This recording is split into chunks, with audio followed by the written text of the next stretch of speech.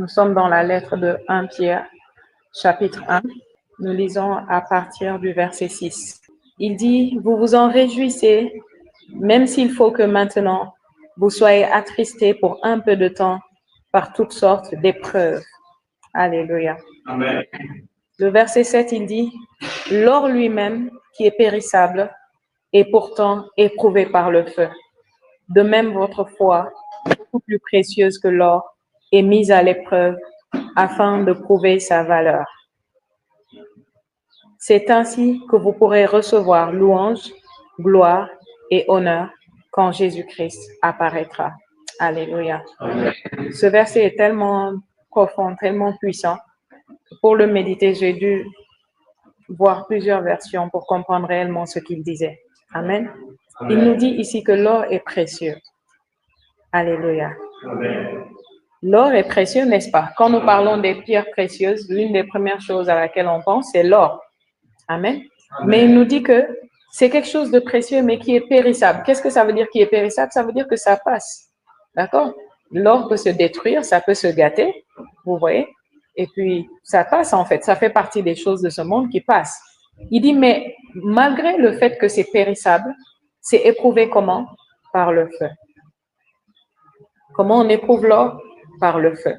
Ça veut dire quoi l'épreuve du feu pour l'or? Ça veut dire que le feu permet non seulement d'attester que c'est de l'or, mais le feu permet de purifier l'or.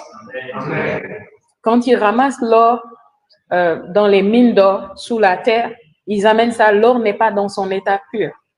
C'est quelque chose de précieux, mais qui ne peut pas encore être utilisé. Donc, qu'est-ce qu'on fait? On va passer par le feu. Et pendant que l'or passe par le feu, le sable est enlevé, les impuretés sont enlevées et l'état le plus pur de l'or va sortir à la surface. Il dit, si une chose périssable comme ça est éprouvée par le feu, à combien plus forte raison votre foi, plus précieuse que l'or? Alléluia. Amen. Dieu dit quoi? Notre foi est plus précieuse que l'or. Il fait un parallèle. Si l'or est précieux, on l'éprouve par le feu. Si il y a quelque chose de plus précieux que l'or, on doit l'éprouver avec quelque chose de plus fort que le feu. Vrai ou faux? Il dit, notre foi est plus précieuse que l'or. Et il dit, c'est pourquoi pour un temps, vous allez passer par toutes sortes d'épreuves. Mais il y a une bonne nouvelle quand vous passez par les épreuves. Les épreuves viennent pourquoi? Pour purifier votre foi. Les épreuves viennent pourquoi? Pour attester votre foi. Alléluia. Dans Proverbe, quelque part, il est dit, si tu flanches au jour de l'épreuve, c'est que ta force était peu. Parce que les épreuves vont venir. Mais pourquoi il dit ta force était peu? Parce que l'épreuve vient pour tester à quel niveau est ta force, à quel niveau est ta foi. Quand l'épreuve vient et tu t'écroules, c'est quelque chose qui te montre que, attention, ta foi est peu, ta force est faible. Élève le niveau. Alléluia. Je vais relire le verset. Il dit, l'or lui-même, qui est périssable, est pourtant éprouvé par le feu. De même, votre foi, beaucoup plus précieuse que l'or, est mise à l'épreuve afin de prouver sa valeur. Alléluia. Amen. Donc, il ne dit pas que notre foi n'a pas de valeur. Elle a de la valeur, mais sa valeur doit être prouvée. La plupart d'entre nous ici, y compris moi, si on nous montre de l'or à l'état brut, on ne saura pas que ça, c'est de l'or. Vous voyez, on ne saura pas. Il dit, pour prouver la valeur de votre foi, il faut qu'elle soit éprouvée. C'est pourquoi Jésus parle dans l'évangile à Saint Marc, je pense au chapitre 4, il nous donne la parabole du semeur.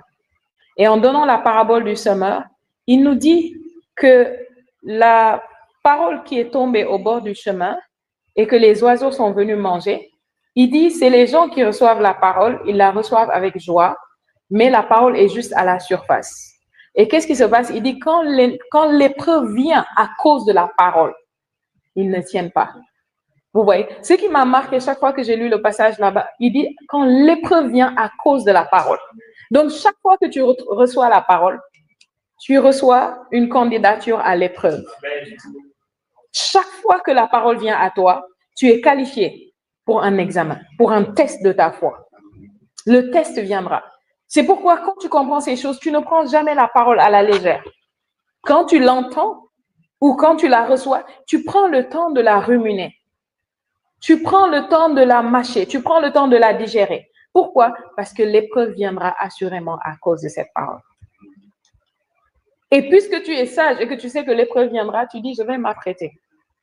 Je vais assimiler ce message, je vais assimiler cette parole pour que ma foi puisse se nourrir de ce message et devenir plus forte. Alléluia. Il dit, à cause de la parole, l'épreuve vient. Et parce qu'elle n'avait pas, pardon, ce n'était pas l'oiseau qui venait manger, c'était la partie de la terre où la terre n'était pas profonde, c'était comme des pierres et les graines ont vite poussé.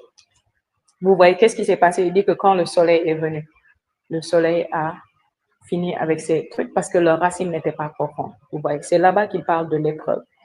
L'épreuve vient à cause de la parole. Et parce que la parole n'était pas enracinée, c'est fini, ça ne va pas porter de fruits. Alléluia. Ici, il nous dit quelque chose. Il dit, c'est ainsi, l'épreuve va prouver la valeur de notre foi. Il dit, c'est ainsi que vous pourrez recevoir. Ça, c'est ce qui est plus merveilleux. Vous voyez, quand nous parlons de la foi, je pense que la plupart d'entre nous réaliseront la valeur de ce qu'on appelle la foi une fois qu'ils seront au ciel. Parce qu'on dit la foi, mais beaucoup de gens ne comprennent pas. Et beaucoup de gens, quand l'épreuve de la foi vient, au lieu de combattre et de gagner, ils fuient. C'est comme quelqu'un à l'école, on dit, ah, demain, il y a devoir. Ou bien on dit, la semaine prochaine, il y a devoir. Et la personne n'apprend pas ses leçons, ne se prépare pas. Et la veille du devoir, la personne simule qu'elle est malade. Et comme elle est malade, elle aura un certificat médical et on va dire, bon, elle est dispensée. Et il y aura un justificatif de pourquoi elle n'a pas passé l'examen. Elle va se dire, c'est cool, elle est contente pourquoi elle a échappé à l'examen. Elle ne comprend pas que ça va la rattraper plus tard. L'examen n'est pas juste à propos d'avoir des notes, c'est à propos de tester ton niveau pour qu'on sache ce qu'il faut faire davantage pour que tu aies le niveau et que tu puisses arriver là où tu dois arriver à cause du programme. Il y a un but pour lequel le programme est donné. Alléluia. C'est comme ça, beaucoup de chrétiens esquivent le bon combat de la foi. Quand les épreuves viennent, les défis viennent, au lieu de puiser dans la parole, au lieu de puiser dans le dépôt, au lieu de se fortifier et de faire face et de gagner, ils fuient. Ils esquivent. Le combat est là, ils ne l'affrontent pas, ils esquivent. Et quand ils l'esquivent, qu'est-ce qui va se passer, bien-aimé? Plus tard, la chose va revenir. Ça va faire comme un tour et puis ça va revenir à toi. Parce que vous devez savoir une chose, avec Dieu, vous n'échouez pas les examens, vous n'échouez pas les tests. Avec Dieu, tu vas reprendre le test encore et encore jusqu'à ce que tu gagnes. Il n'y a pas l'option échouer avec Dieu. Il y a seulement l'option reprendre. Si la chose est venue, parce que la Bible nous dit aussi que les tentations auxquelles nous faisons face sont les mêmes tentations auxquelles nos frères partout dans le monde font face. Vous voyez? Les mêmes tentations, bien-aimés. Alléluia. Il n'y a pas une tentation à laquelle tu fais face. Et le mot tentation, là-bas, je vais vous le dire, signifie aussi épreuve. Il ne parle pas tout à fait, quand vous lisez le contexte, il ne parle pas tout à fait de la tentation à pécher. Il parle des épreuves, des défis. Il dit, ce sont les mêmes auxquels vos frères et sœurs partout dans le monde font face. Et il dit, Dieu est juste. Il ne permettra pas que vous soyez éprouvés ou testés au-delà de votre capacité, au-delà de vos forces. Alléluia. Et il dit, avec chaque tentation, avec chaque épreuve, il y aura une voie de sortie. Il y aura la provision pour toi de gagner. Il y aura la provision pour toi de triompher. Amen. Alléluia. Donc, quand tu fuis, tu passes à côté de la provision. Tu passes à côté de l'opportunité de triompher, de gagner, de devenir plus fort spirituellement. Non seulement plus fort, mais tu passes aussi à côté de l'opportunité d'être promu. Donc, quand les épreuves viennent, ce n'est pas le moment de dire, oh Seigneur, qu'est-ce qui se passe? Est-ce que tu m'aimes vraiment? Pourquoi ces défis? Pourquoi ces épreuves? Non, c'est justement parce qu'il t'aime que ça doit venir. C'est justement parce qu'il croit que ce n'est pas au-dessus de ta force. Ce n'est pas au-dessus de ta capacité. Il a confiance en l'investissement qu'il a mis en toi, ce qu'il a déposé en toi. Il a confiance. C'est pourquoi il permet que ça vienne. Et quand ça vient et tu ne gagnes pas, tu ne triomphes pas ou tu esquives, il va dire, OK, laissez-la avancer quelque temps. Après, on va ramener ça. Je sais qu'elle est capable. Mais le problème avec ça, c'est que tu vas accuser beaucoup de retard sur le programme de Dieu. Si tu continues à esquiver, esquiver, esquiver, il ne va pas dire tu as échoué, mais il va dire laissons-lui un peu de temps, le temps de se refaire des forces, vous voyez, de comprendre davantage. C'est pourquoi on ne cesse jamais de venir à l'église, d'écouter la parole. On ne cesse jamais d'être enseigné. On ne cesse jamais de prendre le temps de se nourrir nous-mêmes dans la parole. Vous voyez. Il dit laisse. Et quand il dit laisse, on va ramener ça. Et pendant qu'on ramène ça, il y a d'autres choses qui étaient pour toi qui vont être en pause, en stand-by. Dieu dit, il n'est pas encore prêt pour ça. On va le laisser alors. Parce que si Dieu te laisse aller à ce pourquoi tu n'es pas prêt, ça va te détruire. Il y a la bénédiction de Dieu dans son total. Mais il y a une partie. Il y a des dimensions dans cette bénédiction. Parfois, ce que tu demandes à Dieu, si tu n'es pas prêt pour ça, et Dieu te met là-bas, ça va te détruire. Donc, Dieu dit quoi? Tu lui demandes quelque chose, Dieu dit, OK, je veux te donner ça, mais on va te former d'abord. On va te préparer. Et quand tu es prêt, cette chose va venir. D'accord? Pour ton bien. Mais parce que toi, tu ne comprends pas, tu es en train d'esquiver les combats. Tu es en train d'esquiver les tests. Tu es en train d'esquiver les épreuves. Et tu es en train d'accuser un retard sur ce que Dieu avait pour toi. Mais la chose la plus merveilleuse, quand je pense à la foi et à l'épreuve de notre foi, c'est vraiment ce qu'il va dire ici tout de suite. Souvent, ça, c'est ma motivation pour moi de continuer à combattre le bon combat de la foi. Ça, c'est ma motivation quand les choses se tiennent devant moi, de dire, OK, je n'esquive pas, je ne fuis pas, je vais affronter ça et je vais gagner. Regardez ce qu'il dit ici. Nous sommes toujours dans le verset 7. Il dit, c'est ainsi que vous pourrez recevoir louange, gloire et honneur quand Jésus-Christ apparaîtra. Vous vous rendez compte? Nous louons le Seigneur tous les jours, n'est-ce pas? Mais il est en train de nous dire, le Seigneur a en réserve de la louange pour nous. Le jour où le Seigneur nous voit, il veut nous louer, chacun d'entre nous. Qu'est-ce qui va produire cette louange? Notre foi qui a été attestée à cause de l'épreuve. Je vais reformuler. La louange que Dieu nous réserve, l'honneur, la gloire qu'il nous réserve et qui vont nous être manifestés, révélés le jour où on va le voir face à face, c'est produit par l'épreuve de notre foi. Chaque fois que votre foi est testée, votre foi est éprouvée et vous triomphez, vous gagnez, vous accumulez de la gloire, de l'honneur et de la louange auprès du Seigneur. Et le jour où on le verra face à face, il va vous louer. Il va vous donner cette gloire, cette louange et cet honneur devant tous les saints. Amen. C'est pourquoi on ne fléchit pas quand notre foi est éprouvée. On ne cède pas, on ne fuit pas. Alléluia. On ne fuit pas. On ne pleure pas non plus. On ne se lamente pas. Pourquoi? Parce que c'est notre opportunité d'accumuler de la gloire, de la louange et de l'honneur auprès du Seigneur. Certains avaient des tests qui étaient censés être pour une semaine. Ils devaient gagner. Ils ont fait 3 mois avec. D'autres ont des tests qui étaient censés, qui avaient une durée d'expiration. Vous voyez, de 3 mois, ils ont fait 1 année avec. D'autres ont fait des années avec. Vous voyez, une chose que le Saint-Esprit m'a dite. Il m'a dit, ne t'habitue jamais à ce qui est anormal. Vous savez, parfois, en tant que saints, nous vivons des choses et nous savons que ça, c'est anormal. Mais nous nous habituons à ça. Laissez-moi vous raconter quelque chose que j'ai appris. On a dit que si vous mettez de l'eau et l'eau bout, et vous prenez un crapaud ou une grenouille, ok? Vous jetez le crapaud dedans. Vous savez que ça saute, non? Les choses là. Voilà, vous mettez le crapaud dans l'eau qui bout. Qu'est-ce qui va se passer? Le crapaud va automatiquement sauter et se sauver. Mais si vous prenez le crapaud, si vous mettez de l'eau froide et vous mettez le crapaud dedans, ils aiment l'eau, non? Vous mettez le crapaud dedans, le crapaud va aimer. Vous posez l'eau là sur le gaz. Laissez ça à feu doux. Le crapaud va rester. Au fur et à mesure que la température monte, le crapaud va s'adapter à la température. La température monte, le crapaud s'adapte. Il s'adapte jusqu'à mourir dans l'eau là. C'était quoi le problème de ce crapaud-là? Sa capacité à s'adapter. Il n'était pas censé s'adapter. Il était censé réaliser que, oh, pourquoi c'est en train de monter? Je dois sauter d'ici et sauver ma peau. Au lieu de ça, il s'adapte. parce qu'il aime l'eau, il s'adapte. Et ça, c'est le problème avec beaucoup d'enfants de Dieu. Ils vivent des choses anormales. Au lieu de se rebeller, de se rebiffer, vous voyez, d'attaquer la chose. Quand vous voyez un lion dans la brousse chasser un animal peut-être qui est plus gros ou robuste, on va dire, utilisons l'exemple de zèbre. Vous connaissez le zèbre? Voilà. Le zèbre, il est grand, il est costaud. Je n'ai jamais vu ça de face, mais je suppose que c'est quelque chose de très grand parce que quand je regardais les documentaires, je voyais quand même quelque chose d'assez volumineux.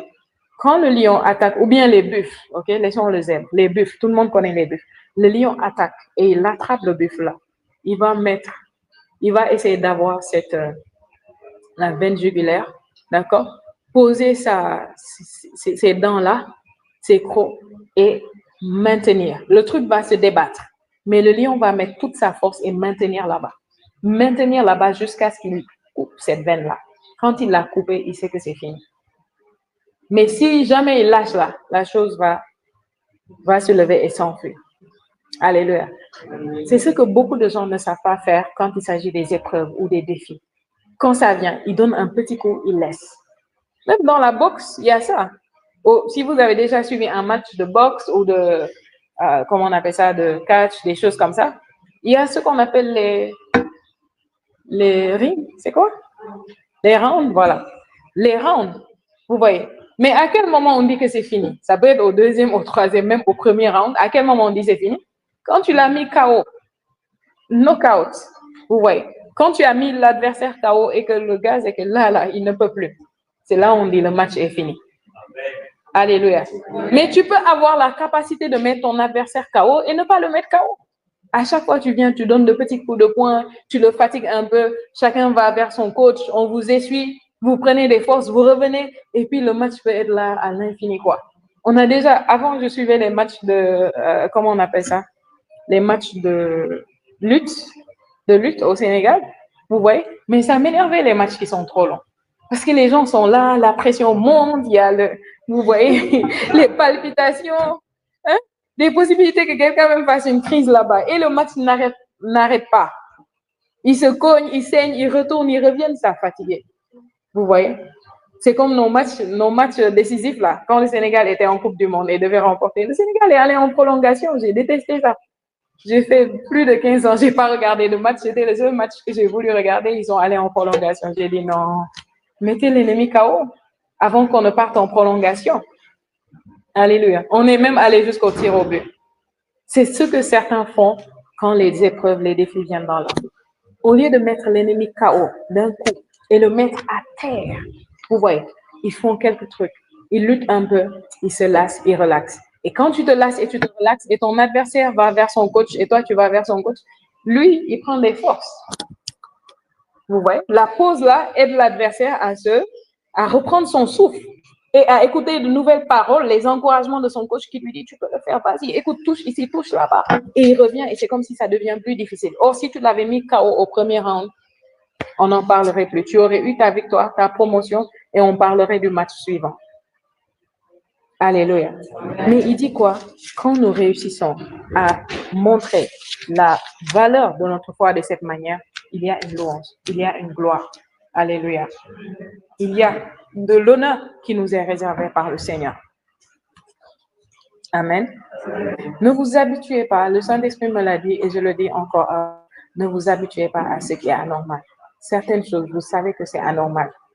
Un enfant de Dieu va avoir une douleur, par exemple, tu as une douleur à la taille, ça fait une semaine, la douleur était censée partir après 3 jours, mais tu négocies avec. Tu as même commencé à prendre des médicaments, tu vas chez les médecins à gauche, à droite, avec tout ça, rien. Chaque fois tu viens, tu dis, ah, la douleur là, je ne comprends pas, ça part, ça revient. Tu devrais la mettre KO. Et ça fait combien? Ça fait 3 mois, ça fait 4 mois que tu traînes avec un enfant de Dieu. Vous voyez? Et certains sont ici, mais quand vous les entendez parler, vous vous demandez dans quelle église ils sont. Pour de vrai. Quand tu es dans une église comme le trône du Saint-Esprit, au bout de 3 mois, 4 mois, ton langage devrait changer. Il y a des choses qu'on ne devrait plus entendre de ta bouche. Mais je vous assure, certains, quand vous les entendez parler, vous vous dites, ah, Est-ce que toi, tu es à l'église vraiment? Est-ce que tu viens? Est-ce que tu écoutes quand le prophète parle ou quand on parle? Parce qu'ils vont toujours avoir des langages du genre, ah, je suis malade, j'étais malade, c'est pourquoi je suis pas venu. Mon enfant est malade. Est-ce qu'on parle comme ça? Non, dites-moi, est-ce qu'un fils de Dieu parle comme ça? Non, nous ne parlons pas comme ça. Nous ne parlons pas comme ça. À la rigueur, dis que tu avais un défi de santé, n'est-ce pas? Oui, tu avais un défi de santé, tu avais un bon combat de la foi dans la santé, mais ne dis pas je suis malade, je t'aime. Comment tu peux être malade? Est-ce que Dieu peut dire je suis malade? Toi, tu es un Dieu. Tu dis je suis. Le seul moment où nous on dit je suis, c'est pour affirmer qui on est en Christ. Le seul moment où nous on dit j'ai, c'est pour affirmer ce que nous avons en Christ. Ah, j'ai un Christ. Comment tu as fait pour avoir un Christ? Tu as acheté ça. Alléluia. Qu'est-ce que nous avons? J'ai la santé divine. J'ai la guérison. J'ai l'Esprit de Dieu en moi. Et si j'ai tout ça, ça peut régler le problème du Christ. Alléluia. Pierre était dans la prison. Vous savez, dans le livre des Actes, ils ont tué Jacques. Jacques était l'un des 3 piliers de l'Église. Il y avait Pierre, Jacques et Jean. Vous vous rappelez que c'est les 3 qui étaient à la montagne de la transfiguration. C'est les 3 qui accompagnaient Jésus quand il allait ressusciter les morts. En général, les choses les plus sérieuses, c'est avec les 3 que Jésus s'est retrouvé. Et ce Saint Jacques-là, il n'a pas fait long feu après le départ de Jésus. Il n'a pas pu accomplir ce qu'il devait accomplir. Pourquoi? Parce qu'on l'a attrapé, on l'a mis en prison et l'Église a négligé ça. Comment l'Église a négligé ça? Ils ont dit, oh, ça c'est le grand Jacques, c'est le grand Pierre, ils sont là-bas, ils vont s'en sortir. Et les membres de l'Église dormaient. Et qu'est-ce qui s'est passé? Hérode s'est réveillé, il a fait décapiter Jacques. Quand il a exécuté Jacques, le peuple était content. Vous voyez, les gens étaient contents. Il a décapité Jacques. Parce que tout le monde, tous ceux qui n'étaient pas avec l'Église, ils avaient une haine contre l'Église. Parce qu'ils voyaient comment les chrétiens étaient en feu, ils étaient passionnés, ils étaient audacieux, ils parlaient, ils étaient énervés. Ils voulaient faire taire le mouvement coûte que coûte. Et quand on a décapité Jacques, ils ont dit, ah, ce mouvement va se taire. Ils étaient contents. Et on nous dit quoi? Quand Hérode a vu que le peuple était content, il s'est dit, OK, on va aller pour le plus grand d'entre eux. Vous savez, les politiciens, ils aiment quand le peuple est content. Quand le peuple aime quelque chose, ils ont tendance à pencher vers ça, quand ça les arrange. Alléluia. Ils ont dit, on va prendre le plus grand. Ils ont arrêté Pierre. Et quand ils ont arrêté Pierre, cette fois, l'Église a compris. Pourquoi l'Église a compris? Parce que quand Jacques est parti, ils ont perdu. Jacques n'a peut-être pas accompli tout ce qu'il devait accomplir, mais il était auprès du Seigneur. Il était dans la joie. Il était avec son maître. Là où il n'y a pas de persécution, il n'y a pas de douleur, vous voyez. Il n'y a pas toutes les choses négatives qu'on vit sur terre. Comme le prophète le disait là-bas, il n'y a pas de facture d'eau, de courant, d'électricité à payer là-bas. Jacques était peinard. Mais eux, l'Église, ils avaient perdu le don de Dieu pour eux. Parce que les hommes de Dieu sont des dons. Vous voyez. Sont des dons. Si un homme de Dieu quitte ce monde, c'est le peuple à qui il était destiné qui perd. Parce que Dieu ne pourra peut-être pas le remplacer. Il y aura d'autres hommes de Dieu, mais ils ne pourront peut-être pas amener ce que l'autre devait amener.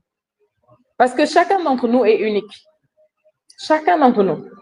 Si vous comprenez que nos empreintes digitales sont uniques, personne n'a jamais eu la même empreinte que vous, personne ne l'aura jamais. Vous comprendrez pourquoi chacun est unique. Ce qui veut dire qu'en fait, tous nous sommes irremplaçables dans le plan de Dieu. Dieu peut essayer de suppléer d'une certaine manière quand certains manquent, appellent à ce qu'ils doivent apporter, mais si quelqu'un part, on ne peut pas le remplacer. Alléluia. Donc, c'est comme ça qu'ils ont perdu Jacques. Quand on a arrêté Pierre, ils ont dit non, là, on doit faire quelque chose. On doit faire quelque chose. Ils ont pris Jacques. Si on prend Pierre, qu'est-ce qu'on va devenir? Pierre était le pape. Et qu'est-ce que la Bible nous dit? L'Église était enfermée et il faisait des prières sans cesse. Vous voyez, la pyramide de prière qu'on faisait là, ce qu'il faisait, c'était pire que ça. Il priait sans cesse. Il n'avait pas de répit.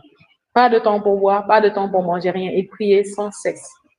Ils ont dit, on doit prier jusqu'à ce que Pierre sorte de là. Si ce qui est arrivé à Jacques arrive à Pierre, on est fini. Vous voyez? Oui, parce qu'ils ont compris Que c'est pas parce que c'est un grand apôtre, c'est un super apôtre qu'il n'a pas besoin de prière. Alléluia. Ils ont compris que parce qu'il est parti, on a perdu. C'est pourquoi Paul, comprenant ce principe, il dit, je suis tiraillé entre deux choses. Aller au ciel, auprès du Seigneur, ce qui est de loin préférable pour moi. Vous voyez, parce qu'être absent du corps, c'est être près du Seigneur. Il dit, mais à cause de vous, je vais rester. À cause de vous. Alléluia. Donc, ils ont prié. Mais ce n'est pas la partie de l'histoire qui m'attire ici, dans notre contexte. Ce qui est étonnant, c'est que Pierre, quand il est allé là-bas, vous savez, peut-être que Pierre se disait aussi, moi, je suis fatigué de ce monde, on n'a qu'à m'emporter, je vais aller auprès de mon Seigneur. Peut-être, je ne sais pas. Pourquoi? Parce qu'on nous dit que Pierre était dans la prison et il y avait beaucoup de niveaux de garde. C'était une prison de haute sécurité. Vous voyez? Beaucoup de niveaux. On a mis des gardes. Et lui, dans la prison, on l'a enchaîné. On dit que Pierre dormait dans la prison. Il dormait pendant qu'il était enchaîné. Et je me dis, comment tu peux être dans une situation anormale et tu dors? Qu'est-ce qui a sauvé Pierre ici? On le sait, ce n'est pas sa prière. C'est la prière des saints. Contrairement à Paul et Silas, qui étaient dans la prison, et qu'est-ce qu'ils se sont mis à faire? Ils se sont mis à louer. Ils se sont mis à chanter leur Dieu. Ils se sont mis à célébrer leur Dieu. Donc, nous savons que là-bas, ce qui les a sauvés, c'est quoi? C'est leur propre foi, c'est leur propre prière. Ils avaient la bonne attitude dans la prison. Et la terre a tremblé. La prison s'est ouverte. Leurs chaînes sont tombées. Mais pour Pierre, Pierre dormait profondément. Tu es enchaîné. Tu es dans une prison où ton frère était et on l'a décapité. Ce qui veut dire que c'est fort probable que toi, on va te décapiter. Mais il dormait. Alléluia. Au point où quand l'ange est venu le réveiller, parce que l'ange a été dépêché à cause de la prière des saints, l'ange est venu le réveiller et lui a dit, lève-toi, les chaînes sont tombées, ils sont sortis. Tout ce temps, Pierre pensait qu'il rêvait. C'est à ce point qu'il dormait. Jusqu'à ce que la porte de la ville s'ouvre et qu'il sorte. C'est là qu'il réalise que Dieu a envoyé son ange me délivrer. Donc, je ne dors pas. Alléluia. Mais c'est comme ça que certains enfants de Dieu dorment dans des situations. Ils sont pieds et mains liés. Ils ne jouissent pas de la liberté que Christ les a donnée, mais ils dorment dans la prison. Alléluia. Mais il dit quoi? L'épreuve de notre foi. Quand notre foi va prouver sa valeur par l'épreuve, qu'est-ce qui va se passer? Il y aura de la louange, de la gloire et de l'honneur. Ce n'est pas juste à propos du fait que tu as combattu le bon combat de la foi, tu as eu la victoire et tu es promu. Mais non, le fait de savoir que ça rend gloire à Dieu, ça rend honneur à Dieu, ça apporte louange à Dieu. Que le Seigneur va me célébrer pour ça, le jour où je vais me tenir de lui. Oui, parce que supposons que, par exemple, mon bon combat de la foi, c'est par rapport par rapport aux finances, ok? Et je combats le bon combat de la foi et peut-être j'avais un défi et j'ai triomphé et maintenant les finances sont là, c'est abondant. Ces finances-là, quand la trompette va sonner, je vais les laisser où? Ici. Donc, si ça s'arrêtait au fait de juste gagner un bon combat de la foi, bien aimé, ça n'aurait pas tellement de valeur. Pourquoi? Parce que toutes les choses que nous allons gagner, tous les triomphes que nous allons avoir, ça va s'arrêter ici-bas. Ça n'allait pas être pour ma part, peut-être pour certains, il y a assez de motivation terrestre, d'accord, pour nous de gagner les bons combats de la foi. Nous, comme l'homme de Dieu le dit toujours, les membres de nos familles, notre monde, tous ceux qui sont connectés à nous, qui dépendent de nous, ça c'est assez motivant pour nous de combattre et de ne pas esquiver ou de ne pas baisser les bras. C'est assez motivant. Mais de penser que quand je finis et que l'argent que j'ai gagné par le bon combat de la foi reste, vous voyez, que la guérison que j'ai gagnée reste parce que je n'ai pas besoin de guérison là-bas. Vous voyez, que la croissance que je voulais peut-être dans mon ministère, ça n'a plus sa valeur ici-bas en tant que telle, vous voyez, parce que les chaises là, le bâtiment là, tout ça, on va laisser ici, que dans tous les domaines j'ai gagné, mais je vais me retrouver dans le Seigneur et le Seigneur va obtenir une gloire éternelle du fait que j'ai triomphé à différents niveaux dans le bon combat de la foi. Alléluia. Oh, merci Seigneur. Il dit gloire et honneur quand Jésus-Christ apparaîtra. Verset 8, il dit, vous l'aimez bien que vous ne l'ayez pas vu. Vous croyez en lui bien que vous ne le voyez pas encore. C'est pourquoi vous vous réjouissez d'une joie glorieuse et inexprimable. Verset 9. Car vous atteignez le but de votre foi, le salut de votre être. Amen. J'aime cette version, mais la version Louis II dit ça de manière plus fidèle. Quelqu'un peut me lire la version Louis II, le verset 9. Parce que vous obtiendrez le salut de votre âme au prix de votre foi. Il dit parce que vous obtiendrez le salut de votre âme au prix de votre foi. Est-ce que cela ne vous étonne pas? Qui est sauvé ici? Qui est sauvé? Nous sommes tous sauvés. Mais comment il dit vous obtiendrez? Il ne parle pas au passé ou au présent. Il a dit vous obtiendrez le salut de quoi? De votre âme au prix de votre foi. Merci. Mais si vous comprenez ce qu'il dit, vous allez comprendre qu'il ne se trompe pas. Parce que nous sommes réellement sauvés. Mais c'est notre esprit. Notre âme n'est pas encore sauvée. Est-ce que vous le savez? Alléluia. Et quand je dis que notre âme n'est pas encore sauvée, je ne parle pas, parce que parfois quand nous parlons des âmes, ok, nous parlons plus de l'homme intérieur. Ok? Nous sommes sauvés dans le sens où on va voir Jésus un jour. Ne vous inquiétez pas. D'accord? Mais quand il parle du salut de notre âme ici, il parle de cette entité qui ne subit pas de changement à la nouvelle naissance. Qu'est-ce qui subit un changement à la nouvelle naissance? C'est mon esprit. Mon esprit est l'esprit que j'avais avant qui vient d'Adam, qui peut être retracé jusqu'à Adam, et retiré, et je reçois un nouvel esprit qui vient de Dieu. J'ai la nature de Dieu maintenant, j'ai la vie de Dieu en moi. Vous voyez, mais mon âme reste la même, mon âme reste inchangée, mais mon âme doit être sauvée. Vous voyez, et comment je sauve mon âme? C'est ce qu'il nous dit quand il nous donne Romains 12, verset 2. C'est de cela qu'il s'agit, du salut de notre âme. Il dit, ne vous conformez pas au siècle présent. Ne vous conformez pas à ce monde. Ne pensez pas comme eux. Ne voyez pas les choses comme eux. Ne laissez pas leur façon de faire les choses modeler votre façon de faire les choses. Modeler votre pensée, votre opinion. Hier, à l'évangélisation, on évangélisait 3 jeunes et l'un des jeunes était soi-disant chrétien. Vous voyez, et on parlait. Et à un niveau, on a dit Jésus est là. À un niveau, il a dit oui, nous sommes pareils. Vous voyez, eux, ils connaissent Jésus comme un ça. Je lui ai dit, Jésus n'est pas un ça. Il dit, comment ça? Je dis, Jésus est le Fils de Dieu. Un ça n'est pas le Fils de Dieu. Et quand j'ai dit ça, il a crié. Il a dit, mais Jésus n'est pas le Fils de Dieu. Je lui ai dit, donc tu n'es pas chrétien. Vous voyez? Je dis, tu n'es pas chrétien. Tu penses être chrétien, mais tu n'es pas chrétien. Il dit, Jésus, c'est un messager, un prophète. Je dis, non, mon frère, tu n'es pas chrétien. La Bible, il ose même dire que la Bible dit que Jésus n'est pas le Fils de Dieu. Je dis, quelle Bible tu lis? Vous voyez? Je dis, non. Jésus est le Fils de Dieu. Il n'est pas un prophète. C'est vrai, c'était un messager, dans ce sens, on peut le dire, mais je lui ai dit, Jésus était le message des prophètes. Quand les prophètes venaient, c'était pour apprêter la venue de Jésus, pour nous parler de Jésus, pour prophétiser sur lui, jusqu'à ce que les temps soient accomplis. Alléluia. Et vous savez, qu'est-ce qui s'est passé? Après, on a parlé, on a duré là-bas. Il a donné sa vie à Jésus. Il est né de nouveau. Et on a échangé de contacts. Aujourd'hui, il m'a écrit. Il m'a dit, il me demandait, nous, on est quel genre de chrétiens et tout? Vous êtes des protestants? Je dis, non, on n'est pas des protestants, on est des chrétiens. Protestant, c'est péjoratif et c'est pas écrit dans la Bible. Il dit, d'accord, moi, je suis chrétien, mais je ne fréquente que des musulmans. Est-ce que c'est un péché? Il me dit, c'est un péché, oui ou non? Vous voyez. Mais quand j'ai lu, ça m'a attristé. Et Romains 12, verset 2 est venu automatiquement. J'ai dit, voilà pourquoi il pensait que Jésus est un prophète.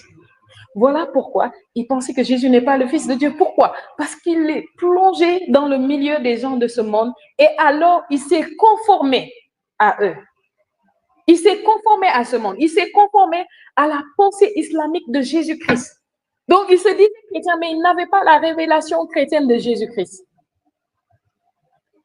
Vous voyez? Donc, il dit quoi? Ne vous conformez pas.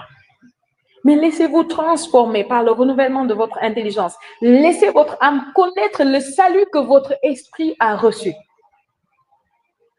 C'est pourquoi il dit, nous allons acquérir le salut de notre âme au prix de notre foi. Une fois que tu es né de nouveau, l'une des choses les plus importantes, c'est ça. Acquérir le salut de ton âme. Pourquoi c'est important d'acquérir le salut de ton âme? Parce que si tu n'acquiers pas le salut de ton âme, tu ne jouiras pas sur la terre des hommes dans cette vie du salut que ton esprit a acquis. Qu'est-ce que ça veut dire en termes pratiques? Ça veut dire que tu seras sauvé. Tu verras Jésus un jour, mais tu vivras pauvre. Tu vivras malheureux. Tu vivras malade. Tu vivras dans la défaite. Tu vas vivre comme les gens qui n'ont pas Christ, ou même pire. Oui. Tout ça, que tu jouisses le salut que ton esprit a reçu. Et tu vivras aussi défait par le péché. Parce qu'il y a des chrétiens, ils n'arrivent pas à se défaire du péché. Pourtant, Dieu nous a donné la victoire sur le péché. Pourtant, nous ne sommes pas des pécheurs. Un chrétien qui pêche est comme un être humain un bébé qui apprend à marcher et qui tombe. OK? Ou un bébé qui rampe. C'est normal pour un bébé de ramper, n'est-ce pas? Mais c'est pas normal pour un être humain de ramper. Les animaux rampent, les animaux marchent à 4 pattes, n'est-ce pas? Est-ce que ça veut dire qu'un bébé qui fait 4 pattes, c'est un animal? Non. Mais vous allez voir parfois un adulte faire les 4 pattes. Pourquoi? Parce qu'il n'est pas normal. Il est infirme. Vous voyez? C'est comme ça que certains, dans leur relation avec Dieu, dans leur spiritualité, ils sont infirmes. Il y a des chrétiens qui sont infirmes, ils n'arrivent pas à se défaire du péché. Ça fait 5 ans, 10 ans, 15 ans qu'ils sont chrétiens, mais ils n'arrivent pas. Ils sont à un niveau maintenant où on peut dire qu'il est infirme. Au tout début de ta vie chrétienne, c'est un peu normal que tu chutes ou que tu sois à 4 pattes. Mais au fur et à mesure que tu avances, tu dois te lever, tu dois devenir de plus en plus fort. Les chutes doivent se raréfier. Il doit y avoir un écart entre tes chutes. Alléluia. Donc, certains aussi, dans ce domaine-là, ils ne jouissent pas du salut. Jésus m'a rendu libre du péché, mais je suis toujours esclave du péché. Vous voyez, esclave du mal. Mais pourtant, Jésus l'a rendu libre.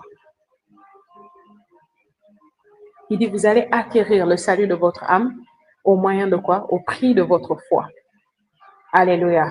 Amen. Et quand vous voyez ce que Dieu nous dit dans 3 Jean chapitre 1 verset 2, il dit quoi? Bien-aimé, je souhaite que tu sois en bonne santé et que tu prospères à tous égards. Je souhaite que tu prospères à tous égards et que tu sois en bonne santé, comme prospère l'état de ton âme. Ici encore, il fait une distinction. Il ne parle pas de la prospérité de ton esprit.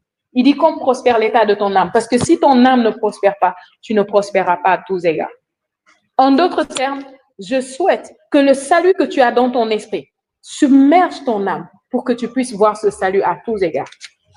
Le salut dans ta santé, le salut dans tes finances, le salut dans ton ministère, le salut dans tes relations, le salut même du péché. Que tu te rendes compte que ce péché-là, je faisais ça beaucoup, mais aujourd'hui, je me suis élevée au-dessus de ça. Je n'arrive plus à faire ça parce que j'ai grandi. De même que je n'arrive plus à marcher pour tomber. Et pourtant, on est tous passés par l'étape où tu marches et tu tombes. Tu marches et tu tombes. On est tous passés par là. Mais aujourd'hui, on n'a plus de souvenir de ça.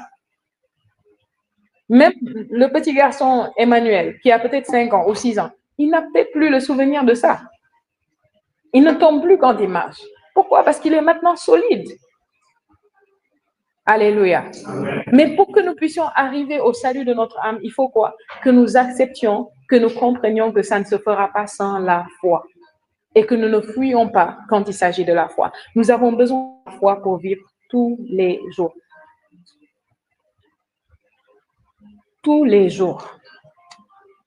Un homme de Dieu qui a l'habitude de marcher par la foi et que Dieu avait béni à un certain niveau, il était déjà tellement béni. Vous voyez, financièrement, je veux dire. Mais il fut un temps où c'était dur pour lui. Aujourd'hui, c'est peut-être un des hommes de Dieu les plus riches au monde. Et c'est quelqu'un de très âgé. Il a bientôt 90 ans peut-être, ou plus de 90 ans, je ne sais pas. Vous voyez. Mais un temps, lui et sa femme, ils étaient tellement dans les défis, ils ont prié, jusqu'à ce que $20 est tombé. Imaginez ça, vous priez jusqu'à ce que Dieu s'énerve et vous laisse tomber $20. Vous voyez. Parce que certaines choses, tu n'es pas censé prier. La foi ne demande pas toujours la prière. Amen. Il y a la prière de foi, mais il y a des moments où ce n'est pas la prière. La foi peut opérer en dehors de la prière. La prière doit toujours être avec la foi, mais la foi n'a pas toujours besoin d'être avec la prière. Par exemple, quand j'ai une douleur dans mon corps, je ne prie pas, mais j'exerce ma foi. Vous voyez, certains prient. Et quand tu pries, là où tu es censé juste exercer la foi, parfois ça va marcher, parfois ça ne va pas marcher. Vous voyez. Mais quand je comprends, c'est pourquoi, par exemple, quand quelqu'un a une douleur, il ne dit pas « j'ai prié ». Non, tu n'es pas censé avoir prié quand tu avais la douleur. Tu es censé avoir commandé. Et commander, c'est quoi? C'est exercer sa foi. Vous voyez. Un membre de ta famille est malade, quelque chose se passe, quelqu'un est en danger, tu n'es pas censé prier là-bas. Ou du moins, si tu as contact avec la personne. Je vous donne un exemple. On m'appelle pour me dire que quelqu'un a une situation et je ne connais pas la personne, je n'ai pas le moyen d'être en contact avec cette personne. Je vais prier pour cette personne. Vous voyez, je vais commander, mais je vais prier. J'ai besoin de la foi. Mais si la personne, j'ai moyen d'être en contact avec elle, l'appeler ou bien la voir en face, qu'est-ce que je vais faire? Je ne vais pas prier. C'est quoi la différence? Si je prie, je vais dire Seigneur, guéris la personne. Je suis devant la personne et je dis Seigneur, guéris la personne. C'est prier, n'est-ce pas? Et si je dis ça, qu'est-ce que Dieu va me dire? Mais guéris-la toi-même. C'est ce que Dieu va me dire. Pourquoi? Parce qu'il m'a donné l'autorité pour guérir. Donc, quand je me retrouve devant le malade, je ne dis pas, Seigneur, je t'en supplie, guéris-le. Non. Je vais dire, sois guéri au nom de Jésus. Je te donne la guérison. C'est pourquoi Pierre a dit à l'autre, Pierre et Jean, quand ils ont vu le mendiant à la belle porte qui était infirme, ils ont dit, je n'ai ni or ni argent, mais ce que j'ai, je te le donne. Au nom de Jésus, fais quoi? Lève-toi et marche. Est-ce qu'il a dit, Père, je t'en supplie, guéris-le, fais-le marcher? Il a dit quoi? Au nom de Jésus, lève-toi et marche. C'était une commande. Il n'a pas prié, mais il a exercé sa foi. Je ne sais pas si vous voyez la différence. Amen. Donc, nous devons apprendre à exercer notre foi pour nous voir sortir des situations où nous sommes comme infirmes, des positions où nous sommes comme infirmes. Examiner notre vie, analyser notre vie, parce que tous ne sont pas au même niveau. Chacun est à un niveau. C'est pourquoi ce qui s'applique à moi, à ce niveau où je suis, n'est pas forcément ce qui s'applique à toi. Alléluia. Toujours est-il que chacun d'entre nous doit faire face et combattre le bon combat de la foi. Et savoir reconnaître les situations dans lesquelles il n'est pas normal que je demeure. Il n'est pas normal que je reste. Vous voyez, la douleur a commencé, ça fait 3 jours, ça fait 4 jours, ça fait 1 semaine. Tu as tout essayé. Peut-être ce que je dis là, ça ne va pas s'appliquer à vous qui êtes là, mais il y a des gens qui nous suivent en ligne. Amen. Tu as tout essayé. Mais qu'est-ce que tu attends? Est-ce que tu attends que la chose t'amène à la mort? Exerce ta foi. Prends la parole de Dieu, applique-la. La parole marche réellement. Elle marche. La parole marche. Amen. Dis avec moi, la parole marche. Est-ce que nous en sommes conscients? Un frère qui est dans mon groupe international, c'est quelqu'un qui aime beaucoup exercer sa foi. Tout le temps, il a des témoignages de foi. Et l'autre jour, il a envoyé une vidéo. C'était une plante, je pense, dans sa maison. Et la plante était morte. Vous voyez, c'était sec, les feuilles étaient couchées. Et il dit, au lieu de jeter ça, il s'est dit, on a dit que la parole est esprit et vie. On a dit que la parole marche, que la vie et la mort sont au pouvoir de la langue. Je vais m'exercer à parler à cette plante chaque jour, jusqu'à ce que la vie revienne dans cette plante.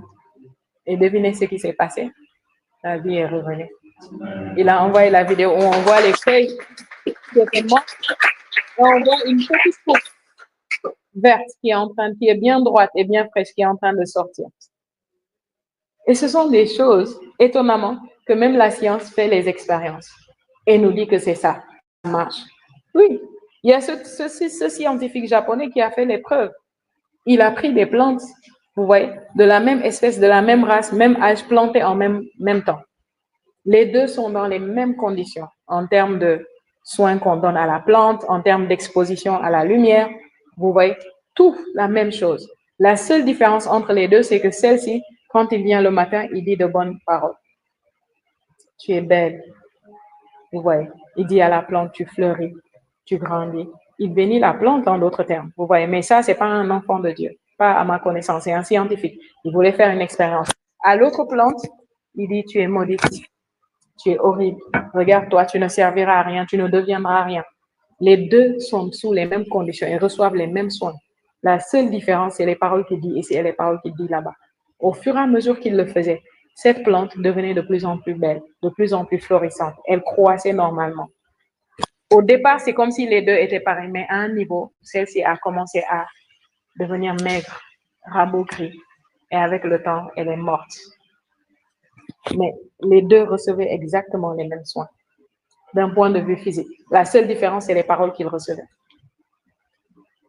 Alléluia. Alors, ça ne m'étonne pas que quelqu'un qui est rempli du Saint-Esprit parle à sa plante qui était morte avec persistance et la plante finit par donner. Ça ne m'étonne pas. Alléluia. Il dit quoi? Que tu prospères à tous égards, comme prospère l'état de ton âme. Bien-aimé, si ton âme ne prospère pas, ce sera difficile pour toi. Si ton âme ne reçoit pas le salut, ce sera difficile pour toi. Il a dit, nous allons acquérir le salut de notre âme au prix de notre foi. Alléluia. Dis avec moi, au prix de ma foi. Alléluia. Il dit, car vous atteignez le but de votre foi. Ici, c'est ce qu'il dit, le salut de votre être. Les prophètes ont fait des recherches et des investigations au sujet de ce salut. Le salut dont nous parlons. Vous voyez, parce que le premier salut de notre esprit même, nous l'obtenons par la foi. Oui, parce qu'il dit, si tu crois dans ton cœur au Seigneur Jésus, si tu confesses de ta bouche que Dieu l'a ressuscité d'entre les morts, tu seras sauvé. Amen. C'est par la foi. Paul dit, je n'ai point honte de l'évangile, car c'est la seule puissance de Dieu pour le salut de quiconque croit. Par la foi, du début à la fin. Le juste vivra par la foi. Amen. Donc, l'esprit obtient le salut par la foi, l'âme aussi obtient le salut par la foi. Ça veut dire que dans le renouvellement de l'intelligence, la foi intervient.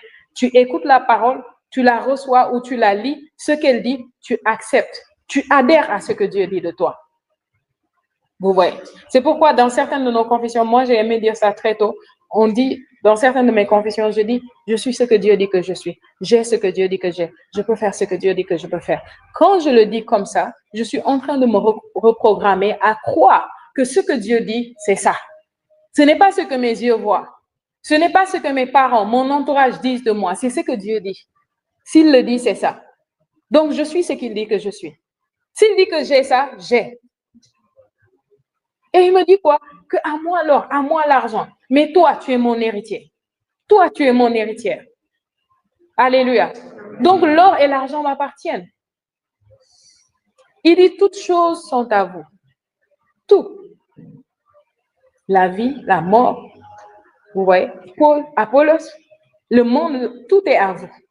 Alors, je dis quoi? Tout est à moi. Alors, pourquoi tu vas galérer dans ce monde si tout est à toi? Pourquoi devrons-nous accepter de galérer si tout est à nous? Il dit même que dans ça, il dit même la vie et la mort t'appartiennent. C'est la chose qui m'étonne le plus dans ce verset-là. Il dit la mort, la vie t'appartient. Paul et Silas là-bas représentent quoi? Les hommes de Dieu. Ça, c'est déjà évident. Les hommes de Dieu sont aidants pour l'Église. Il dit la vie et la mort, ça t'appartient. Tu en fais ce que tu veux. C'est pourquoi tu peux arracher la mort de quelqu'un ou de la vie de quelqu'un. Oui, tu peux le faire. Alléluia. Tout t'appartient. Il dit les prophètes ont fait des recherches et des investigations au sujet de ce salut-là. Ce salut-là, en fait, dans l'autre version, il dit ils en ont fait l'objet de leurs recherches et de leurs investigations. C'est-à-dire que les prophètes, tels qu'on les entend, ce n'étaient pas des idiots ou des analphabètes.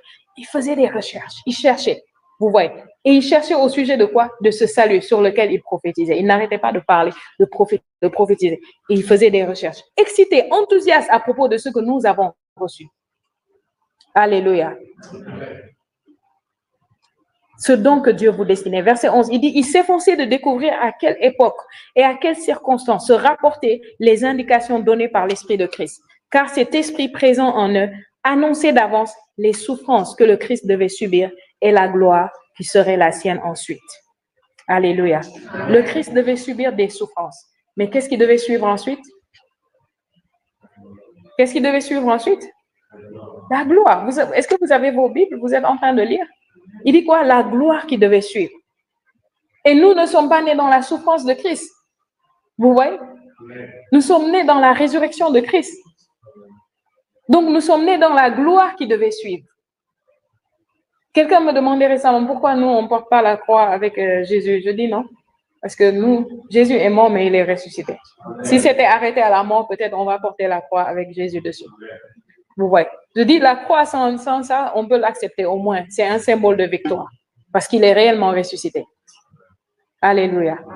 La gloire qui devait suivre. C'est dans la gloire que nous sommes nés, bien-aimés. Nous ne sommes pas nés dans la souffrance de Christ. Nous sommes nés dans sa gloire. Jésus n'est pas resté à la croix. Il n'est pas resté dans les enfers. Il n'est pas resté dans le tombeau. 3 jours après, la pierre a été roulée. Et Jésus est sorti de là triomphalement. Et il s'attend à ce que tu sortes de toute situation triomphalement. Sinon, il n'obtient pas de gloire. Et alors, il n'aura pas sujet de te louer le jour où il te verra face à face. Sa gloire, c'est que tu jouisses de ce qu'il a payé avec un prix si élevé. C'est que tu en jouisses. C'est ça la gloire de Dieu. C'est ça la gloire. Donc, quand la douleur vient, ces choses viennent et ça attaque ton corps, ta santé. C'est comme si, qu'est-ce que Dieu est en train de dire? Écoute, gagne ça, gagne, tu peux le faire. J'ai déjà gagné. Vous voyez, quand nous étions à l'évangélisation hier et que nous voulions prier pour les malades, certains disaient que, mais est-ce que si nous, on est musulmans, on va guérir? Et la sœur Madeleine disait que, mais les musulmans sont ceux qui guérissent le plus que les autres. Vous voyez. Et j'ai expliqué pourquoi, quand nous imposons aux mains les malades guérissent. Pourquoi? Parce que la prison de la maladie, les verrous ont sauté. Ça a déjà été ouvert. Donc, quand nous venons, nous disons juste à la personne, sors. Et la personne sort et la douleur part. Alléluia. C'est de cette manière qu'on peut dire à n'importe qui, sors de la pauvreté, sors de l'échec, sors de la défaite. Sors. Les prisons sont ouvertes. Elles peuvent avoir l'air fermé, mais elles sont ouvertes. Ne reste pas dedans. Vous voyez, Pierre, les chaînes sont tombées. La prison a été ouverte. Ne reste pas, sors. Alléluia. Sors de là.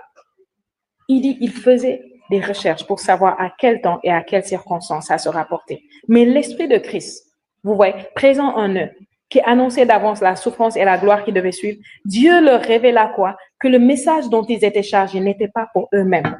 Ils étaient excités, ils étaient enthousiastes. Dieu dit, excitez-vous, enthousiasmez-vous, mais malheureusement, c'est pas pour vous. C'était pour qui? C'était pour vous et moi. Vous vous rendez compte? Les prophètes cherchent, ils regardent, ils voient quel salut glorieux. Waouh! Regardez ce que Dieu a fait. Seigneur, est-ce que c'est pour nous? Est-ce que c'est pour notre temps? Waouh! Nous sommes excités. Nous avons hâte. Ça vient quand? Dieu dit non, c'est pas pour vous. Désolé. Vous êtes juste chargés d'annoncer. Il y a une génération qui arrive, ce sera pour eux. Et nous sommes là, bien-aimés. Et nous sommes là. Et les prophètes, malgré que Dieu leur a dit ça, ils sont enthousiastes pour nous. Ils sont excités pour nous. Là où ils sont au ciel, ils se disent, qu'est-ce qu'ils vont faire? Ils vont faire des exploits. Parce que nous, on n'avait même pas ce qu'ils avaient, mais on a fait des exploits. On a fait de grandes choses avec la portion de l'onction que nous avions. Mais eux, ils ont ce salut. Ils ont l'esprit du Dieu vivant qui est venu demeurer en eux, qui ne va jamais se séparer d'eux. Avec eux, c'était pas comme ça. L'esprit a quitté un jour Saül. L'esprit a quitté un jour Samson. N'est-ce pas? David priait et dit, Seigneur, ne laisse pas ton esprit me quitter, ne me retire pas ton esprit saint, parce que c'était possible qu'on retire. Mais pour nous, Jésus a dit, lorsqu'il viendra, il sera avec vous, il demeurera en vous. L'esprit n'est plus au ciel, l'esprit est là avec nous. Alléluia. Et les saints sont excités au ciel. Et les prophètes sont excités. Et les anges sont excités. Il dit quoi? Il dit ici, ce message vous a été communiqué maintenant par les prédicateurs de la bonne nouvelle, qui en ont parlé avec la puissance du Saint-Esprit envoyé du ciel, et les anges eux-mêmes désirent le connaître. Les anges eux-mêmes ont un désir, convoitent ça. Et ils sont excités pour nous. Ils savent que c'est pas, ils sont pas jaloux. Vous voyez? Mais ils disent, qu'est-ce qu'ils vont faire? Qu'est-ce que cette génération va faire? Regardez ce qu'on nous dit à propos de la foi dans Hébreux chapitre 11. Je vais lire ça rapidement. On va terminer par là. Hébreux chapitre 11. Oh, merci Seigneur. Hébreux chapitre 11, c'est un chapitre merveilleux où on contemple la gloire des hommes de foi et des œuvres de foi qu'ils ont fait. Alléluia. Lisons, on va lire à partir du verset. Oh, quand tu es dedans, tu ne sais même pas où commencer, tellement c'est glorieux. Alléluia. Ok, je vais prendre à partir du verset 24. Il dit, par la foi, Hébreux 11, 24, par la foi, Moïse, devenu grand, renonça au titre de fils de la fille du Pharaon. Il préféra être maltraité avec le peuple de Dieu plutôt que de jouir des plaisirs momentanés du péché. Il estima qu'être méprisé comme le Messie avait beaucoup plus de valeur que les trésors de l'Égypte, car il gardait les yeux fixés sur la récompense future. Vous voyez, être méprisé comme le Messie. Comment il connaissait le Messie? Par la prophétie. C'était l'un des prophètes qui ont annoncé la venue du Messie. Donc, il pouvait contempler la gloire du Messie et il estima que c'était mieux d'être méprisé comme lui. Verset 27. Par la foi, Moïse quitta l'Égypte sans craindre la colère du roi. Il demeura ferme comme s'il voyait le Dieu invisible. Par la foi, il institua la Pâque et ordonna de répandre du sang sur les portes des maisons, afin que l'ange de la mort ne tue pas les fils premiers-nés des Israélites. Par la foi, les Israélites traversèrent la mer Rouge comme si c'était une terre sèche. Mais lorsque les Égyptiens essayèrent d'en faire autant, ils furent noyés. Par la foi, les murailles de Jéricho tombèrent, après que les Israélites en eurent fait le tour pendant 7 jours. Par la foi, Rahab, la prostituée, ne mourut pas avec ceux qui s'étaient opposés à Dieu, parce qu'elle avait accueilli les espions avec bienveillance. Que dirais-je encore? Le temps me manquerait pour parler de Gédéon, Barak, Samson, Jephthé, David, Samuel, ainsi que des prophètes. Grâce à la foi, ils vainquirent des royaumes, pratiquèrent la justice et obtinrent ce que Dieu avait promis. Ils fermèrent la gueule des lions, éteignirent des feux violents, échappèrent à la mort par l'épée.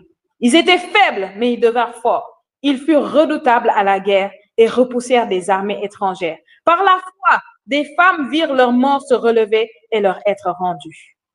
D'autres ont été torturés à mort. Ils refusèrent la délivrance afin d'être relevés de la mort et de parvenir à une vie meilleure. D'autres encore subirent les moqueries et le fouet. Certains furent enchaînés et jetés en prison. Certains furent tués à coups de pierre. D'autres sciés en deux ou mis à mort par l'épée. Ou bien ils allaient d'un endroit à l'autre vêtus de peau de mouton ou de chèvre, pauvres, persécutés et maltraités. Le monde n'était pas digne de ces gens-là. Ils erraient dans les déserts et les montagnes. Ils vivaient dans les cavernes et les trous de la terre. Ils ont tous été approuvés par Dieu à cause de leur foi. Pourtant, ils n'ont pas obtenu ce que Dieu avait promis. Alléluia. Ils n'ont pas obtenu ce que Dieu avait promis. C'est quoi? C'est le salut. C'est ce que nous avons. Ils ne l'ont pas obtenu. C'est la perfection que nous avons maintenant.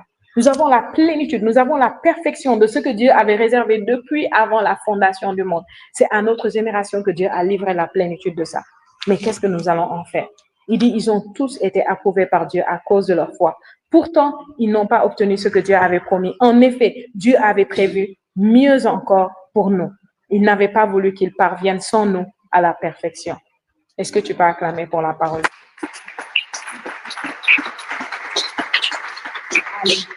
Donc, ils ont fait tous ces exploits par la foi.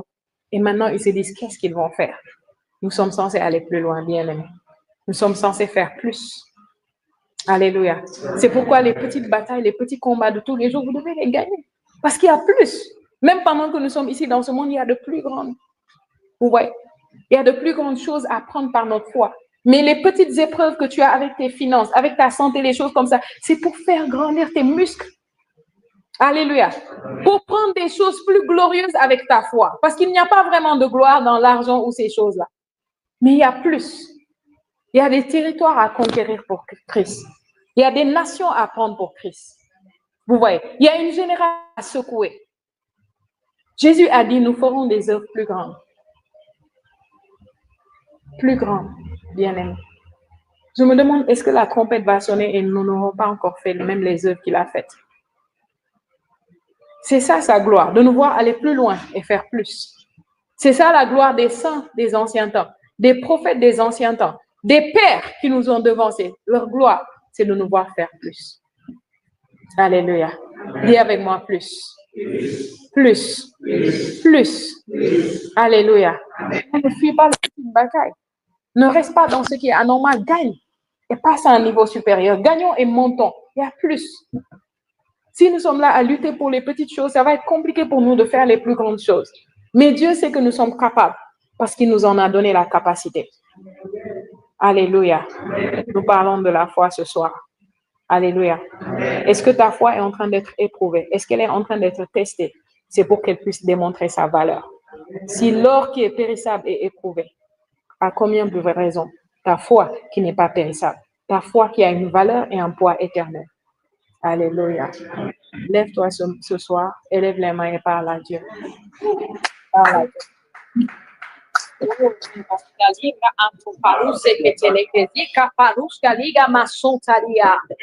Este pracuza aqui parusca liga maçonte liga maçoto. Le canon se levante qui la busa tayaba. Le conse qui la barose qui parusca te levante. E piano supre di la manto pura basante liga maçonte. E rabasi que le copari soto. E rendi sapato se levante use que te levante tayaba. Oh, alléluia. Amen. Dis Père, pardonne-moi pour toutes les fois où j'ai esquivé les épreuves. Pardonne-moi pour toutes les fois où j'ai fui, pour toutes les fois où j'ai cédé, où je me suis découragée, où j'ai baissé les bras. Pardonne-moi, Seigneur. Je déclare qu'à partir de maintenant, je fais face, je me soumets à toi, je résiste au diable et je lui résiste jusqu'à ce qu'il cède, jusqu'à ce qu'il fuit. Au nom de Jésus, à partir de maintenant, j'exerce ma foi avec détermination, avec persévérance. Seigneur, tout ce que cela demande, je vais le faire, quel que soit le prix, en termes de discipline, en termes d'abandon, en termes de force, de courage, je vais payer les prix. Au nom de Jésus, Seigneur, merci de m'avoir donné ce salut. Que les prophètes et les anges ont convoité. Tu l'as gardé pour moi. Et je ne prends pas cela pour acquis. Je suis reconnaissante. Et je me détermine à vivre une vie à la hauteur de tes attentes pour moi. Merci Seigneur, parce que tu n'entends jamais de moi ce que tu ne m'as pas donné. Tu m'as déjà donné la grâce et la capacité et la sagesse et l'esprit pour vivre cette vie de gloire et triompher dans mon monde, dans ma génération. Merci Seigneur. Je ne serai pas un moins cher dans cette génération. Je refuse de vivre une vie ordinaire. Je refuse de vivre pauvre, de vivre fauché, de vivre malade, de vivre vaincu. Au nom de Jésus, je rejette tout ce qui n'est pas en accord avec l'évangile, avec le salut que j'ai reçu en Christ. Au nom de Jésus, à partir de maintenant, je me révolte contre toute situation anormale dans ma vie. Je refuse de m'accommoder, de m'habituer à tout ce que tu trouves anormal. Au nom de Jésus, ma vie est censée être une vie de gloire, une vie pleine de beauté, pleine de grâce, une vie de victoire et de triomphe incessant. Ma vie est censée être une vie de prospérité, de santé divine, d'abondance, de paix, de joie, de bonheur, de succès sur succès, de gloire en gloire, au nom de Jésus. Et à partir de maintenant, je me décide décide à vivre cette vie. Rien de moins. Rien de moins. Je vais vivre cette vie. Au nom de Jésus. Jusqu'au jour où la trompette va sonner. Je vais vivre cette vie. Je refuse de vivre une vie de défaite. Au nom de Jésus. Merci Seigneur. Car tu as fait de moi un plus que vainqueur. Au nom de Jésus. Élève juste la voix et prie en nom.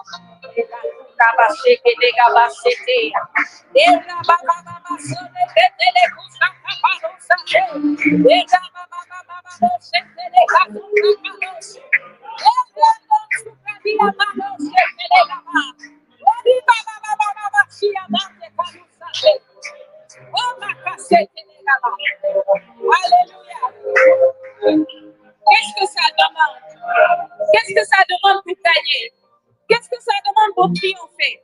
Qu'est-ce que ça demande pour vivre cette vie de gloire? Qu'est-ce que ça demande? Juste de la détermination. Parce que tu es capable. Je commande que le lion qui sommeille en toi se réveille. Je commande qu'il se réveille maintenant. Je commande que là où tu dois avoir la sainte colère, que la sainte colère se réveille. Je commande que la rébellion contre les circonstances anormales se réveille en toi. Au nom de Jésus, réveille-toi ce soir. Réveille-toi ce soir. Réveille-toi et cesse de dormir. Réveille-toi et cesse de trôner. Réveille-toi et cesse de ramper. Lève-toi et cesse de marcher à quatre pattes. Lève-toi et cesse d'être couché au nom de Jésus. Lève-toi et cesse d'être prostré. Lève-toi au nom de Jésus. Que l'esprit s'éveille en toi. Que celui qui sommeille en toi se réveille. Qu'il prenne le dessus. Qu'il prenne le contrôle. Tape les mains et prie en langue avec ferveur ce soir.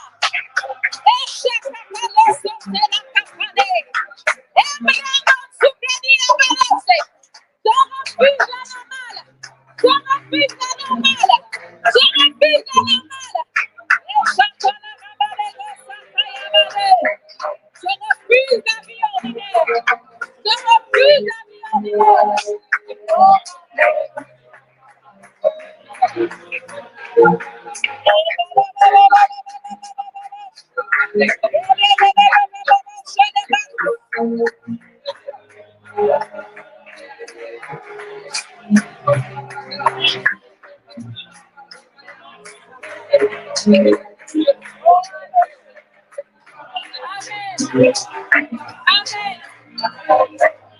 Il a dit, nous sommes nés du lion de la tribu de Juda. Et quand le lion se lève et qu'il rugit, il y a silence tout autour. Que ce lion se lève. Commence à rugir maintenant. Commence à rugir contre les situations. Commence à rugir contre les circonstances adverses. Commence à rugir et ne te tais plus. Rugis, parce que ton monde, ta création attend ta révélation. Rugis.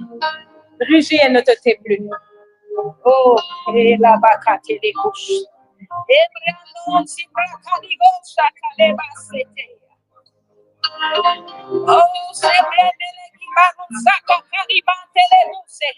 rugis et tout va se soumettre. Rugis et tout sera assujetti. Rugis et tout se mettra en terre. Rugis et tout se mettra en terre. Et bien, on souffle dynamite au coloché. Et bien, on type colosia. Et bien, on calibalos et le mande calos.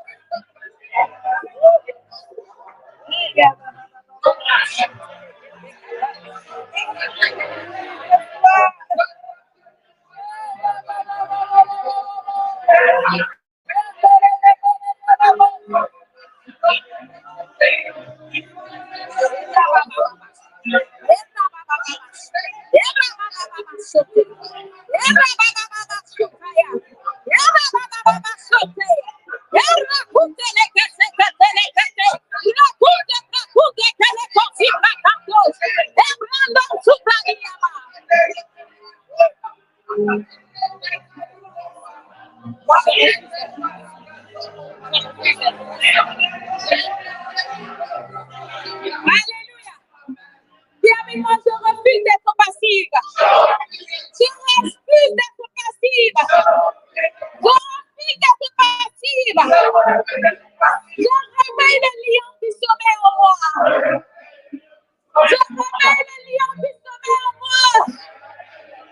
Je réveille le lion qui sommeille en moi.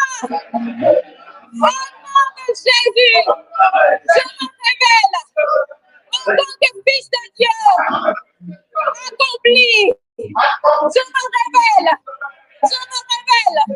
Je me révèle par la puissance du Saint-Esprit. Et tout autour de moi fléchit. J'assujettis. Je domine. Je règne. Tel est mon appel. Telle est ma vocation. En Christ, je domine. Au nom de Jésus. Oh, parlons langue avec ferveur.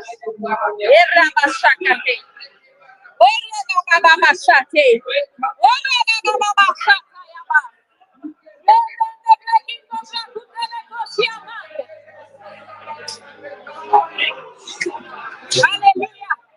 Alléluia. Amen. Dis avec moi, je me secoue. Je me secoue ce soir. Je secoue ma prière. Au nom de Jésus, je me revive. Je me revive. Au nom de Jésus, je brise tout embargo sur ma vie, tout embargo sur mes finances, tout embargo sur mon ministère, tout embargo sur mon mariage, tout embargo sur ma santé, tout embargo sur ma famille, tout embargo sur mes business. Au nom de Jésus, je les affaisse. Au nom de Jésus, je les détruis définitivement. Je les mets KO. Au nom de Jésus, je triomphe. Je triomphe. Je triomphe. À moi la victoire. À moi la domination. Je suis la tête et jamais la tête. Je suis le premier et jamais le dernier. Je suis le meilleur. Au nom de Jésus, je triomphe. Je triomphe. Je triomphe. Telle est ma vocation. Je suis plus que vainqueur. Je prends la victoire qui m'appartient. Au nom de Jésus. Au nom de Jésus. Au nom de Jésus. Acclame très fort pour le Seigneur. Et pour ces cris de joie.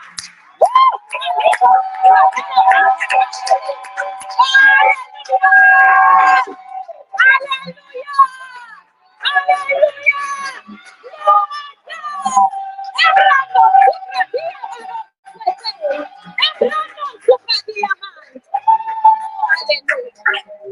Merci Seigneur. Alléluia. Merci Seigneur. Félicite quelqu'un à ta gauche, félicite quelqu'un à ta droite. Une grande félicitation. Alléluia. Les murs sont tombés. Alléluia. Les murs sont tombés. J'ai vu des gens sortir des prisons. Oh, Maliko Subrata, Leko Shikapa, Leko Subradia. Oh, Alléluia. Amen. Dans cette atmosphère de victoire, tu vas juste prendre ton offrande. Alléluia. Prends ton offrande, ta dîme, ton action de grâce, ta semence. Oh, merci Seigneur. Kadou brekete leko subradiama. Eza kapari sete legama subradiama te kalu sete legama.